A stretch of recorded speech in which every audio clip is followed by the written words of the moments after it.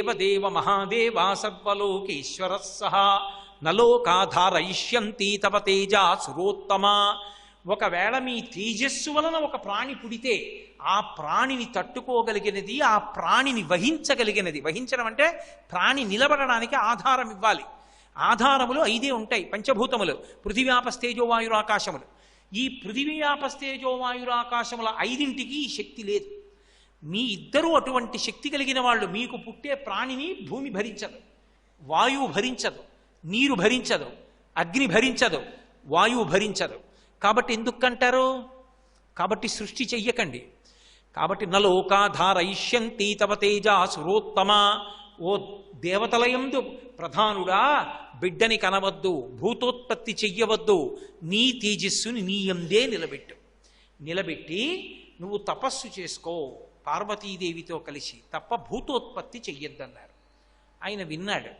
విని వీళ్ళంటే బుద్ధి లేని మాట అడిగారు కానీ లోకములకు తండ్రి అయిన పరమేశ్వరుడికి తెలియదు వీళ్ళు పడుతున్న బాధ. ఆయన నిజంగా తన తేజస్సుని తనలోకే ఉంచేసుకున్నాడు అనుకోండి. ఆయన వెనక్కి వెళ్ళిపోయాడు అనుకోండి. వెళ్ళిపోయి ఆయన కూర్చుంటే ఎవరొచ్చి ఆయన్ని ఇప్పుడు మీరు కొడుకుని కనండి అని అడగడానికి అర్హులు? అడగచ్చా ఆయన్ని? ఇప్పుడు మీరు మళ్ళీ మా అమ్మతో కలిసి రతిక్రీడ సలిపి కొడుకుని కనండి అనొచ్చా ఆయన్ని? తపస్సు విడిచిపెట్టండి అనొచ్చా? అడిగిన వాడెవడో వాడు కాలిపోతాడు. రెండవ మాట హద్దు మీరుతున్నాడు. ఇందులో లోపల ఒక కోరికుంది, పుట్టే భూతాన్ని భరించలేక ఇంద్ర పదవిలోకి ఎడుతుందేమోనని. 2, తారకాసుర సంహారం జరగడానికి నాకు కొడుకు పుట్టాలి, అది తర్వాత అడుగుదామని వాళ్ళ ఉద్దేశ్యం. కాబట్టి వీళ్ళు ఇంకొక మాట అడిగితే నేను అదే పనిగా కోపం చూపిస్తే బిడ్డలు పాడైపోతారు. ఆయన ఎంతటి ఉదారుడో చూడండి, ఎంతటి దయార్త హృదయుడో. ఆయన అన్నాడు, నేను తండ్రిని, వీళ్ళు బుద్ధిహీనులై అడగచ్చు, నేను పరిధిని మించి మాట్లాడకూడదు అని. ఆయన అన్నాడు, ఒరే ఒక పని చేయండి, నేను కొన్ని 100 సంవత్సరముల నుండి పార్వతీదేవితో దివ్య క్రీడలు అనుభవించిన కారణం చేత నా రేతస్సు తన స్థానము నుండి కదిలిపోయింది. అది అందులో కొంత భాగం పతనమవుతుంది.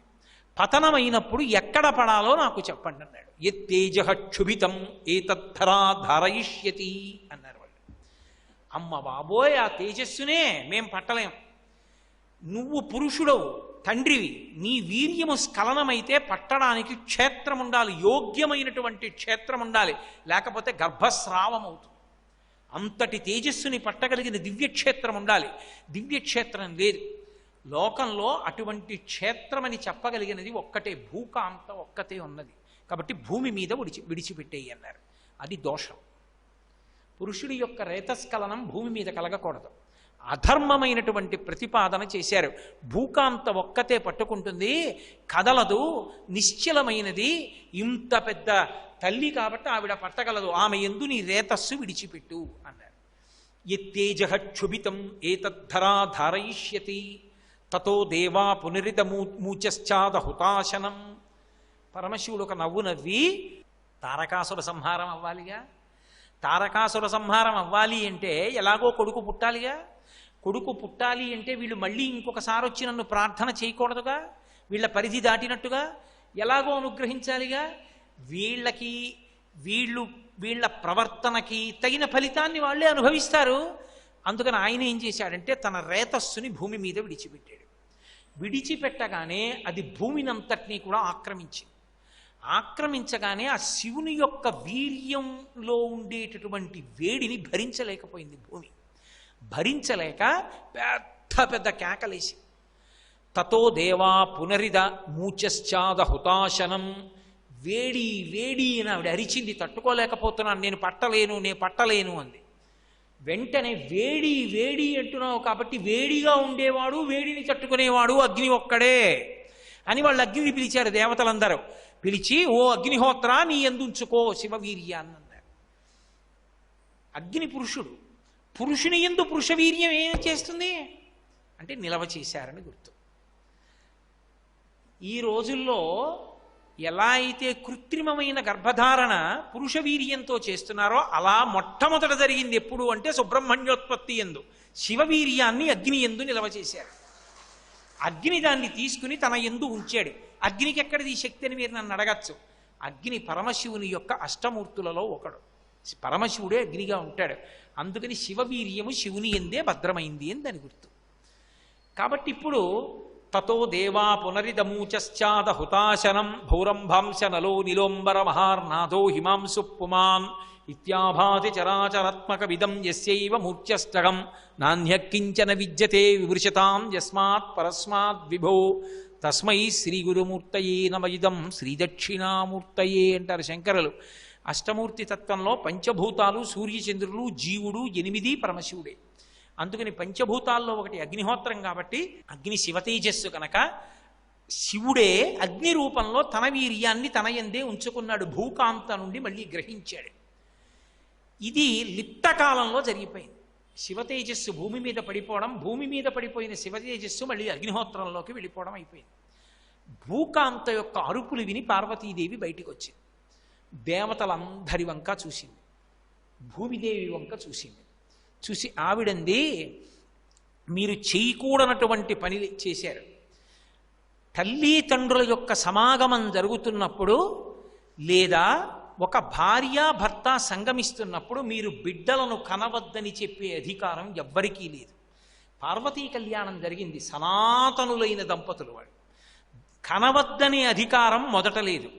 2, నీ భార్య యందు కనవద్దని నా యందు చేరవలసినటువంటి శివతేజస్సుని భూకాంత యందు ప్రవేశపెట్టమని అడిగే అధికారం మీకు అసలు లేదు. మీరు అడిగినా పట్టే అధికారం భూకాంతకు అసలు లేదు. కాబట్టి మీ అందరూ తప్పు చేశారు. మిమ్మల్ని అనుగ్రహించడానికి దయాళువైన నా భర్త అంగీకరించాడు. ఎందుకు అంగీకరించాడో ఆయన హృదయం నాకు తెలుసు. అయినా ధర్మాన్ని మీరు తప్పిపోతే, నేను ఉపేక్షిస్తే రేపు లోకంలో ఇదే ధర్మం అవుతుంది. ఎప్పుడూ ఇటువంటి అధర్మం జరగకూడదు. లోకంలో ఎక్కడైనా భర్త యొక్క తేజస్సుని గ్రహించి భర్త యొక్క ప్రతిరూపం తయారు చేయడానికి హక్కు భార్యదొక్కదానిదే. దానిలో భాగాన్ని అడిగే అధికారం కానీ, ఇవ్వమని చెప్పే అధికారం కానీ ఎవరికీ లేదు. ఇంతకన్నా ధర్మాతిక్రమణం ఇంకొకటి లేదు. కాబట్టి ఇది ఎప్పటికీ జ్ఞాపకం ఉండిపోవాలి అంటే మిమ్మల్ని అందరినీ నేను శపిస్తున్నాను ఆవిడ అని మొట్టమొదట దేవతల వంక తిరిగింది. మీరు కదు వచ్చి చెప్పింది, ఈశ్వర మీ తేజస్సు మీ ఎందు ఉంచుకోండి అని చెప్పిన వారు మీరు. స్ఖలనమవుతున్న వీర్యాన్ని ఏం చెయ్యని అడిగితే భూమి మీద విడిచిపెట్టవలసిన వాళ్ళు, విడిచిపెట్టండి అని చెప్పిన వాళ్ళు మీరు. ప్రజోత్పత్తిని గమనించకుండా మాట్లాడారు కనుక అపత్యం స్త్వేషు దారేషు తస్మాన్నోత్పాదయిష్యథా అంది. మొదటి శాపం ఇస్తున్నాను. ఇక దేవతలకు తమ భార్యల యందు బిడ్డలు కలగకుండుగాక. ఇప్పటికి ఎంతమంది ఉన్నారో అంతే ఉంటారు. అందుకే అప్పటికీ ఇప్పటికీ ఎప్పటికీ దేవతలు 33 కోట్లే. ఇంకొకటి ఎప్పుడు కలవదు. ఏమండి, ఎప్పుడు మా తాతగారు అప్పుడు 33 కోట్లే, ఇప్పుడు 33 కోట్లే. మా తాతగారికి నేను, నాకు మా నాన్నగారికి నేను, నాకు మా అబ్బాయి కూడా పుట్టేశారు కదండి. మరి దేవతలకి 33 కోట్ల మందికి పుట్టలేరా అంటే పుట్టరు. పార్వతీదేవి శాపం. అందుకని 33 కోట్లకు ఉండిపోయింది. కుమార సంభవమునందు జరిగింది ఈ శాపం. అన్నిటికన్నా కోపం ఆవిడికి ఎక్కడొచ్చిందో తెలుసా? ఇది లోకంలో జగన్మాత అయినటువంటి పార్వతీదేవికి వస్తే, లోకంలో ఏ స్త్రీ విషయంలో నువ్వు ఇటువంటి అపచారం చెయ్యవద్దు, ఇటువంటి తప్పు మాట మాత్రం ఎన్నడూ పలకవద్దు. పలికితే పార్వతీదేవంతటిది ఒప్పుకోలేదు. సాటి ఆడదే కదా తప్పు చేసింది, నా భర్త వీర్యాన్ని పట్టిందని ఒప్పుకోవాల భూమిని. నువ్వెంతటి వాడివి సలహాలు చెప్తే? కాబట్టి అటువంటి సలహాలు చెప్పవద్దు అని చెప్పడానికి ఆవిడ భూమిని శపించింది. ఆవిడంది, అపుత్రం స్త్వేషు దారేషు యస్మాన్నోత్పాదయిష్యథా అవనేనైకరూపాత్వాం బహుభార్యా భవిష్యసి అంది. ఓ భూమి, నువ్వు ఒకే రూపమును పొందకుండా ఉండెదవుగాక. ఇప్పటి వరకు నీకు ఒకే రూపం, ఇక ఇక్కడి నుంచి నువ్వు అనేక రూపములు పొందెదవుగాక. ఎప్పుడైనా ఆడదానికి ఏదో నా రూపం ఇదండి అంటే బాగుంటుంది. నేను ఇప్పుడు ఇలా కనపడతాను కానండి, ఓ గంటకి చాలా అసహ్యంగా ఉంటానండి అంటే ఎంత అసహ్యంగా ఉంటుంది ఆ మాట. అందుకే భూమి ఒక చోట పంట పండే ప్రాంతంగా ఉంటుంది, ఒక చోట ఊసర క్షేత్రంగా ఉంటుంది, ఒక చోట పర్వత ప్రాంతంగా ఉంటుంది. ఒకే భూమి ఇన్ని రకాలుగా మారిపోవడానికి కారణం ఎత్తు పల్లాలతోటి చౌడు నేలగా మారిపోయి పంటలు పండనిదిగా మారిపోయి కొన్ని చోట్ల పంటలు పండేదిగా ఉండి భూమి ఇన్ని రకాలుగా మారిపోవడానికి కారణం పార్వతీదేవి యొక్క శాపం. తత్పూర్వం భూమి అంతా సస్యశ్యామలంగా పండేది అని. కాబట్టి అవనేనైక రూపాత్వం బహుభార్యా భవిష్యసి నచ పుత్ర కృతాం ప్రీతిం మత్క్రోధ కలుషీకృత ప్రాప్యసి త్వం సుదుర్మేధే మమ పుత్రమనిచ్చసి అంది.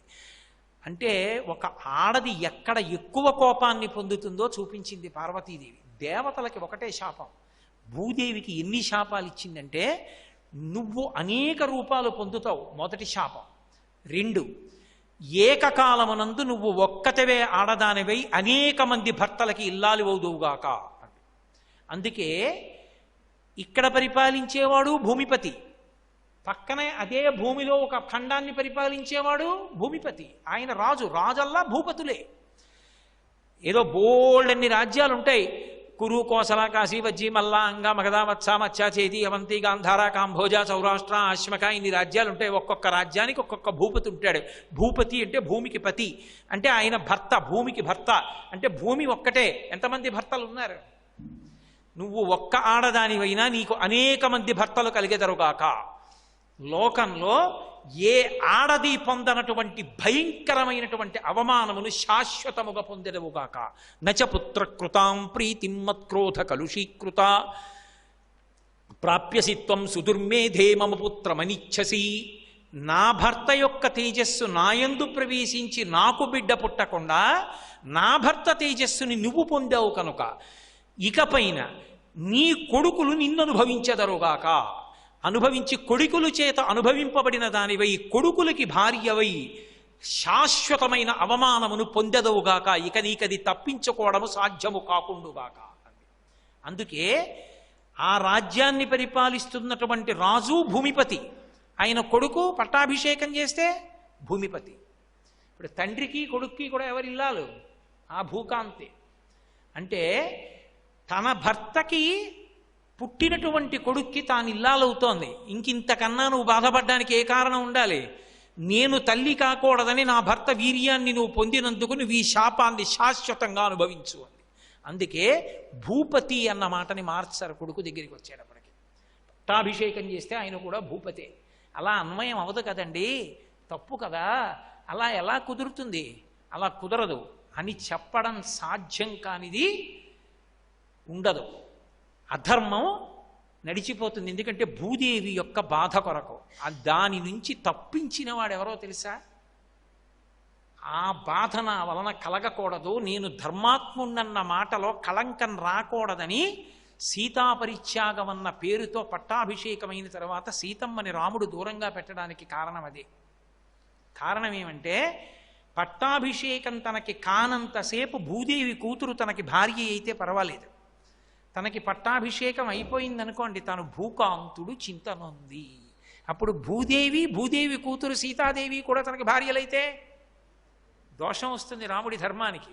పట్టాభిషేకమైన రాముడు రాజుగా ఉంచుకోగానే మొదటి సంతకం సీతాపరిత్యాగం, ధర్మమునందు నిలబడ్డాడు. అది అసలు కారణం తప్ప ఆయనకు అనుమానాలుండి కాదు, బూడిదుండి కాదు. అసలు కారణం ఏమిటంటే ధర్మమునందు కించిత్ దోషం తనకు అండకుండా భూపతి నామం నుంచి తప్పుకున్న అవతారం రామావతారం ఒక్కటే. కాబట్టి ఇన్ని శాపాలు విడిచిపెట్టింది ఆవిడ. ఇన్ని శాపాలు విడిచిపెట్టేస్తే దేవతలందరూ చిన్న బుచ్చుకుని వెళ్ళారు. చిన్న బుచ్చుకుని ఇంటికి వెళ్తే మొదటి తిట్టేవాళ్ళు ఎవరు? మీ మొహం మండ ఎందుకు వచ్చిన తప్పుడు పనిరా, ఇప్పుడు మీ వల్ల మాకు బిడ్డలు ఉండడం తిట్టిన వాళ్ళు దేవతల భార్యలు. ఇప్పుడు వాళ్ళకి బిడ్డలు లేకుండా పోయారు దేవతలందరికీ. భూమి శాశ్వతమైనటువంటి అవమానానికి లోనైపోయింది. పార్వతీ పరమేశ్వరులిద్దరూ తపస్సుకు వెళ్ళిపోయారు. కొన్నాళ్ళు అయిపోయింది, తారకాసురుడు ఎక్కడ లేని సంతోషం పొందేశాడు. ఎందుకని? ఏదో చివరిదాకా వచ్చింది, ఏమో వీళ్ళు వెళ్ళకపోతే ఏమై ఉండేదో, కొడుకు పుట్టుండేవాడేమో, అది ఏ మహాభూతం అయితేనే. వాడు బాణం వేస్తే తారకాసురుడు చచ్చిపోతాడు. చివరిదాకా వచ్చిన తర్వాత దేవతలే పాడి చేసేసుకున్నారు. కాబట్టి ఇప్పుడు పరమేశ్వరుణ్ణి నీ వీర్యము నీ ఎందే ఉంచుకుని తపస్సు చేసుకోమన్నారు కాబట్టి ఆయన తపస్సుకు వెళ్ళిపోయాడు. పార్వతీదేవి వీళ్ళకి శాపం ఇచ్చి ఆవిడ వెళ్ళిపోయింది. మళ్ళీ వెళ్ళి ఏమండి మీ ఇద్దరు ఓ కొడుకుని కనకపోతే మమ్మల్ని తారకాసురుడు వీపు చెట్ల కొట్టేస్తున్నాడని అడిగేవాడు ఎవడిహా? ఏ ముఖం పెట్టుకుని అడుగుతారు? కాబట్టి ఇంకా కొడుకు ఎందుకు పుడతాడు? పుట్టడు. ఇక వీర విజృంభణం, నన్ను ఎవడు ఏమీ చేయలేడు, నాకు మృత్యువు లేదు. ఎంత అదృష్టం పండిందిరా అని తారకాసురుడి యొక్క ఉద్ధతి ద్విగుణీకృతం అయిపోయింది. ఇప్పుడు దేవతలకి వెళ్ళి అడగడానికి ఓపిక లేదు. వీళ్ళు మళ్ళీ వెళ్ళి భయపడి చతుర్ముఖ బ్రహ్మగారి దగ్గరికి వెళ్ళారు. అయ్యా, బుద్ధి పొరపాటు అయిపోయింది, అడగకూడని విషయం అడిగాం పరమశివుడి దగ్గరికి వెళ్ళి, నువ్వు వచ్చావు ఇప్పుడు మాతో, లేనిపోని ఇబ్బందులన్నింటికీ గురయ్యాం. ఇప్పుడు మళ్ళీ పార్వతీ పరమేశ్వరులకు కొడుకు పుట్టాలి, పుడితే దేవసేనకి అభిషేకం చేస్తాం సైన్యాధ్యక్షుడిగా, ఆయన బాణం వేస్తే కానీ తారకాసురుడు మరణించాడు, అందుకని పార్వతీ పరమేశ్వరులకి కొడుకు ఎలా పుడతాడు చెప్పవలసింది అన్నాడు. బ్రహ్మగారు కాసేపు ఆలోచించి అన్నాడు, ఈ మాట మళ్ళీ వెళ్ళి ఆయన దగ్గర అడిగితే ఎవరు ఉండరు, కాబట్టి ఆయన అడగకూడదు. ఆయనకి కొడుకు పుట్టాలి అంటే ఒకే ఒక్క మార్గం ఉంది. శివుని యొక్క తేజస్సు అగ్నిహోత్రుని యందు భద్రపరచబడి ఉంది. ఇంకా అది ఒకే ఒక్క అవకాశం, ఇక లేదు శివ తేజస్సు మన దగ్గర. అగ్నిహోత్రుడి దగ్గర ఉన్న శివ తేజస్సు చక్కని, అంటే భరించగలిగినటువంటి శక్తి కలిగినటువంటి స్త్రీ యందు ప్రవేశపెట్టబడాలి. ప్రవేశపెట్టబడితే ప్రహృష్టమైన మనస్సుతో ఆమె స్వీకరించాలి, అప్పుడు కొడుకు పుట్టాలి. కొడుకు పుడితే వాడి వలన సంహారం అవుతుంది, తారకాసుర సంహారం. నిజమే, అంతవరకు బాగానే ఉంది మీరు చెప్పింది. ఇంతకుముందు అలా శివ తేజస్సుని పుచ్చుకున్నందుకే భూమికి అన్ని శాపాలు వచ్చాయి. తెలిసి తెలిసి ఎవరు పుచ్చుకుంటారు? ఇంత గొప్ప భూకాంత పుచ్చుకుంటేనే హడిలిపోయి గజగజలాడిపోయింది, ఆ వేడినే తట్టుకోలేను అంటే అగ్ని స్వీకరించాడు. ఏ కాంత పుచ్చుకుంటుంది? పోని త్యాగం చేసి మా దేవతల భార్యల్లోనే ఎవరో ఒకరి భార్య యందు ప్రవేశపెడదామంటే మా భార్యలకి పిల్లలు పుట్టరని శాపం ఉంది, కాబట్టి వాళ్ళకి పిల్లలు పుట్టరు. ఇప్పుడు అసలు ఎక్కడ నిక్షేపించాలి ఆ శివ తేజస్సుని? ఎవరి యందు ప్రవేశపెట్టాలి? ఏ కాంత పుచ్చుకోదు. ఒకవేళ ఎవరైనా ధైర్యం చేసి పుచ్చుకున్నారనుకో, పార్వతీదేవికి తెలియకుండా ఉంటుందా? అగ్ని యందు ఉన్న శివ తేజస్సుని మళ్ళీ పుచ్చుకుంది ఒక ఆవిడ అని తెలిస్తే ఊరుకుంటుందా ఆదిశక్తి? కాబట్టి ఎలా అసలు ఈ కథ ఎలా నడుస్తుందయా నాకు చెప్పమన్నారు. మళ్ళీ బ్రహ్మగారు కళ్ళు పూసుకున్నాడు, బాగా ఆలోచించి నాకు ఒక్క మార్గం కనపడుతోంది అన్నాడు. ఏమిటి చెప్పండి అన్నారు. ఒక్క మార్గం ఉంది. అక్క కడుపున పుట్టినటువంటి పిల్లవాడు చెల్లెలికి కూడా కొడుకే అవుతాడు. అక్క కడుపున బిడ్డడు పుడితే చెల్లెలు చంపేయలేదు, అక్కనేమనలేదు. ఎందుకనంటే అక్క కొడుకు తన కొడుకే లోకంలో. అక్క చెల్లెళ్ళు బిడ్డల్ని అన్నదమ్ములేగా అవుతారు. జ్ఞాతి అన్నదమ్ముల పిల్లల విషయంలో ఆ ఐక్యత కుదరదు. నేను నా తమ్ముడు వరకు ఐక్యత సిద్ధించచ్చు, జ్ఞాతి యందు సహజ వైరం వచ్చేస్తుంది అని శాస్త్రం. అన్నదమ్ముల బిడ్డల యందు ఐక్యత సిద్ధించదు అని. అక్క చెల్లెళ్ల బిడ్డల యందు అన్నదమ్ముల యొక్క సిద్ధాంతం పొసగుతుంది. ఒకానొకప్పుడు హిమవంతునికి 2 కుమార్తెలు పుట్టారు. రెండవ ఆమె పార్వతీదేవి, పెద్ద ఆమె గంగాదేవి. గంగాదేవి హిమవంతుడు తపస్సు చేస్తే పుట్టింది.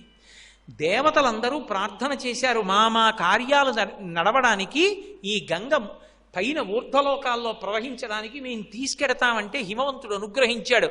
ఆ గంగ పైన ప్రవహిస్తోంది. ఇప్పుడు ఆ గంగ త్రిపథగ అయింది భగీరథుడి వల్ల. ఆమె భూమి మీదకి వచ్చింది, పాతాళలోకానికి వెళ్ళింది. త్రిపథగ అయి ప్రవహిస్తున్నటువంటి గంగాదేవి పార్వతీదేవికి అక్కగారు. అక్కగారైనటువంటి గంగాదేవి మీకెవరికీ భార్య కాదు. మీకెవరికీ భార్య కాదు కాబట్టి ఆమె యందు అపత్య దోషం లేదు, ఆమెకి బిడ్డలు పుట్టరన్న శాపం అన్వయం అవ్వదు.